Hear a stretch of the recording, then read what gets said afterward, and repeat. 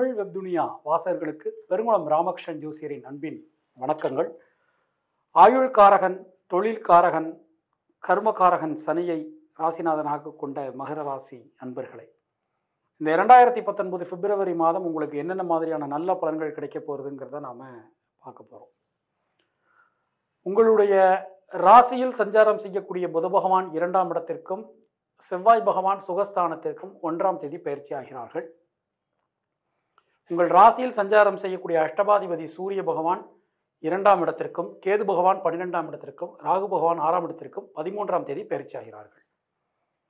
25ஆம் தேதி உங்கள் ராசிக்கு ஒரே ஒரு யோகாதிபதியான சுக்கிர பகவானுடைய வருகையானது அமைந்திருக்கிறது. ஒரு நல்ல அருமையான காலகட்டம். எப்படி சிம்ம ராசிக்கு இருந்ததோ அதை மாதிரி மகர ராசிக்கும் ஒரு 1.5 வருஷமாக வெளியில் சொல்ல முடியாத அளவுக்கு பிரச்சனை. எந்த விஷயத்தை எடுத்துட்டாலும் தடங்கள் தான். நடக்குமா, நடக்காதா, நடக்கும்னு சொல்ல முடியாது, நடக்காதுன்னு சொல்ல முடியாது, அது மாதிரி இருக்கும்.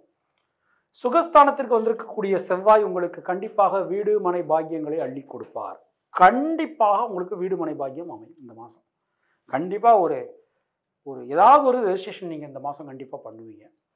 புதிய வாகன பிராப்தி ஏற்படும். புதிய விஷயங்களை கற்றுக்கொள்வீர்கள். சூரியனுடைய சஞ்சாரம் 2ஆம் இடத்திற்கு போனதுனால பொதுவாக அஷ்டமாதிபதி ஒரு ராசியில் சஞ்சாரம் செய்யக்கூடாது. அது சஞ்சாரம் செய்யும்போது பலவிதமான பிரச்சனைகள் ஏறும். அதுவும் உங்களுக்கு இந்த மாதத்தினுடைய பெரும் பகுதி பார்த்தோம்னா சந்திரன் சாரமும் செவ்வாய் சாரமும் வாங்கியிருக்கிறதுனால குடும்பத்தில் சின்ன சின்ன பிரச்சனைகள், குழப்பங்கள் எல்லாமே உங்களுக்கு இருந்திருக்கும். ஸோ இனிமேல் வரக்கூடிய காலகட்டமானது உங்களுக்கு அனுகூலம் தரும் வகையில் அமைஞ்சிருக்குது. தொழில் ஸ்தானம் ரொம்ப வலுவாக இருக்குது. செவ்வாய் பார்க்குறார்.